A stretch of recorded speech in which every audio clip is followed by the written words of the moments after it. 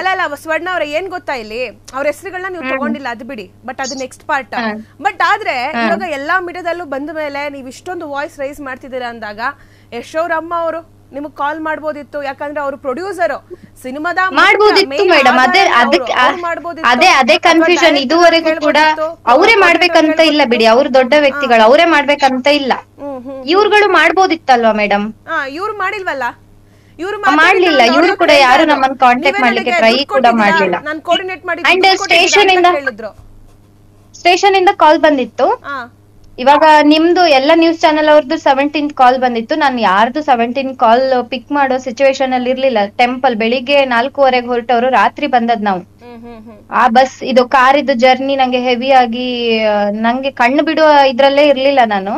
ಆ ಕಾಲ್ ಎಲ್ಲ ಪಿಕ್ ಮಾಡಿ ಕಿರಿಕಿರಿ ಆಗ್ತದೆ ಅಂತ ಬೇಡ ಅಂತ ಹೇಳಿ ನಾನು ಯಾರಿಗೂ ರಿಪ್ಲೈ ಮಾಡ್ಲಿಲ್ಲ ಆ ದಿನ. ಆಯ್ತಾ? ನೆಕ್ಸ್ಟ್ ನಾನ್ ನಿಮ್ಗೆಲ್ಲ ಯಾವತ್ ಕಾಂಟ್ಯಾಕ್ಟ್ ಮಾಡಿದೆ, ಸೊ ಅನ್ನೋನ್ ನಂಬರ್ ಯಾವ್ದೆಲ್ಲ ಉಂಟು ಅದೆಲ್ಲ ಕಾಂಟ್ಯಾಕ್ಟ್ ಮಾಡಿದ್ದೇನೆ. ಆ ಟೈಮಲ್ಲಿ ಪೊಲೀಸ್ ಅವ್ರು ಕೂಡ ನನ್ನ ಹತ್ರ ಮಾತಾಡಿದ್ದಾರೆ, ಹೀಗೆ ಉಂಟು ಎಲ್ಲ ಹೇಳಿದ್ದಾರೆ. ನಾನು ಆ ಟೈಮಲ್ಲಿ ಹೇಳಿದಿಷ್ಟೇ, ಸರ್ ನಂಗೂ ಸಹ ಒಂದು ಉಂಟು, ಎಂತಕಂದ್ರೆ ಎಲ್ರು ಎದುರು ಕೂತು ಮಾತಾಡಿದ್ರೆ ಮಾತ್ರ ಇದು ಬಗೆಹರಿಯುದಲ್ವಾ. ಎಲ್ರು ಅವರು ರೆಸ್ಪಾನ್ಸ್ ಮಾಡ್ಬೇಕು, ನಾವು ರೆಸ್ಪಾನ್ಸ್ ಮಾಡ್ಬೇಕು, ಅವಾಗ್ಲೇ ಇದಕ್ಕೆ ಆನ್ಸರ್ ಸಿಗುದು. ನಾನ್ ಬರ್ಲಿಕ್ ರೆಡಿ ಇದ್ದೇನೆ. ಬಟ್ ಈಗ ಸಿಚುವೇಶನ್ ಅಲ್ಲಿ ನನ್ನ ಹತ್ರ ದುಡ್ಡಿಲ್ಲ. ಇವಾಗ ಈ ಉಡುಪಿಯಿಂದ ನಾನು ಅಲ್ಲಿಗೆ ಬೆಂಗಳೂರಿಗೆ ಅಂದ್ರೆ 1000 ರೂಪಾಯಿ ಆದ್ರೂ ಇದ್ದೇ ಇರ್ತದೆ ಅಲ್ವಾ ಬಸ್ಸಿಗೆ ಟಿಕೆಟ್.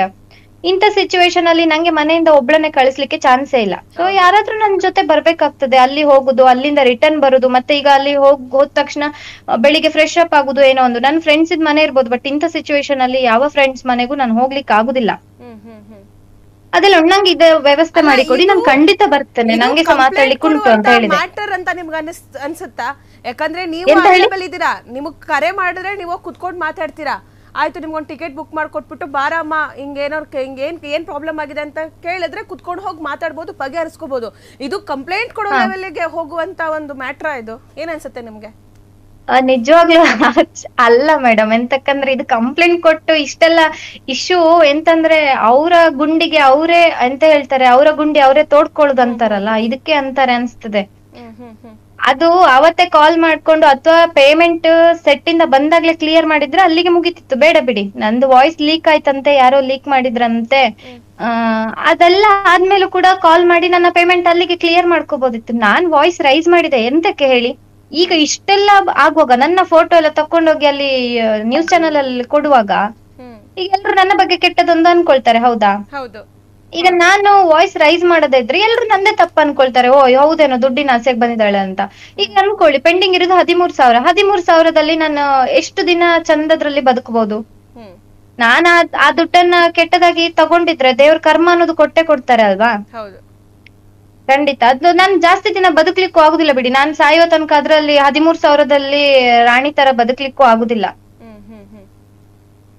ಬಟ್ ನೀವು ಕೇಳ್ತಿರುವಂತ ಆ ಅಮೌಂಟ್ ಏನಿದೆ ಅದ್ ನಿಮ್ದೇ ಅಲ್ವಾ? ನೀವು ಕಷ್ಟಪಟ್ಟು ದುಡ್ದಿರೋ ದುಡ್ಡಲ್ವಾ ಅದು? ಖಂಡಿತ ಮೇಡಮ್, ಖಂಡಿತ ನಂದೇ. ಹೌದು, ಬಟ್ ನೀವ್ ಅದಕ್ಕಿಂತ ಎಕ್ಸ್ಟ್ರಾನು ಕೇಳ್ತಿಲ್ಲ ಅವ್ರಿಗೆ ಸೇರ್ಸ್ಕೊಡಿ ಎಕ್ಸ್ಟ್ರಾ.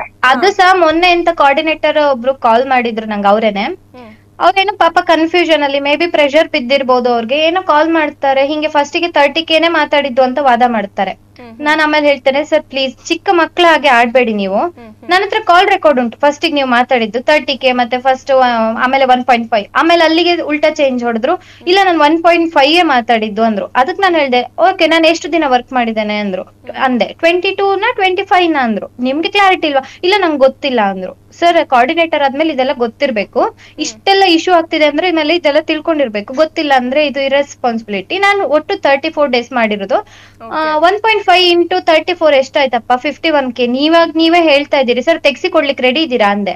ಅದಕ್ಕೆ ಹಾಗಲ್ಲ ಹೀಗಲ್ಲ ಅಂದ್ರು. ನಾ ಹೇಳಿದೆ ಎಕ್ಸ್ಟ್ರಾ ಅಮೌಂಟ್ ಎಲ್ಲ ಬೇಡ ನಂಗೆ, ಎಂತದೇ ಮಾಡಿದ್ರು ನಂದು ದುಡ್ಡದ್ದು ಮಾತ್ರ. ನಾನು ಇವಾಗ ಸಹ ನಾನು ದುಡ್ಡು ಕೊಡಿ ಅಂತ ಪುಷ್ಪಮ್ಮ ಆಗಿರ್ಬೋದು, ಡೈರೆಕ್ಟರ್ಗಾಗ್ಲಿ ನಾನು ಎಲ್ಲೂ ಕೇಳಲೇ ಇಲ್ಲ. ಇವ್ರು ಇಷ್ಟು ರೈಸ್ ಆಗಿರೋದಕ್ಕೋಸ್ಕರ ನಾನು ಮಾತಾಡ್ತಿದ್ದೇನೆ ಹೊರತು ನಂಗೆ ಎಂತ ಸಹ ಇಲ್ಲ.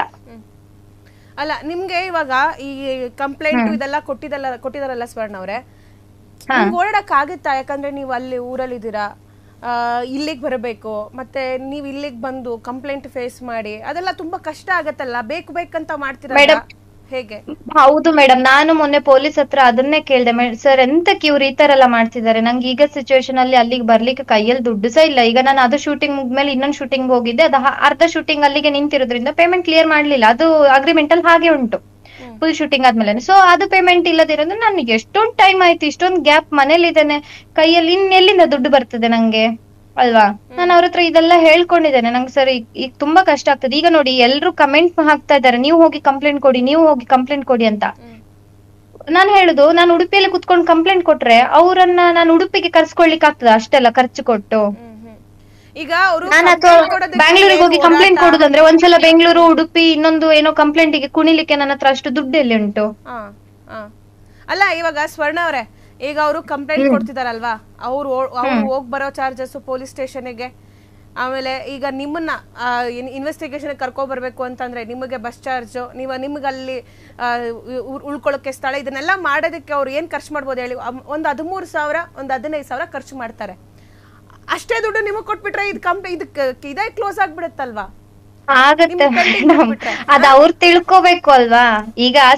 ಈಗ ಎಂತದ್ ಹೇಳಿ, ದೇವ್ರು ಎಲ್ರಿಗೊಂದು ಮನಸ್ಸಾಕ್ಷಿ ಅಂತ ಕೊಟ್ಟಿರ್ತಾರೆ ಅಲ್ವಾ. ಈಗ ನಮ್ಮ ಇವ್ರು ಹೇಗೆ ಹೇಳ್ತಾರೆ, ಸುದೀಪ್ ಸರ್ ಅವರು, ಯಾರು ಎಂತ ಮನ್ಸಿಂದ ಯಾರು ಕೆಟ್ಟವರಲ್ಲ, ಮನ್ಸಿಂದ ಯಾರು ಒಳ್ಳೆಯವರಲ್ಲ, ಅವರಲ್ಲೂ ಒಳ್ಳೆತನ ಇದ್ದೇ ಇರ್ತದೆ ಅಲ್ವಾ.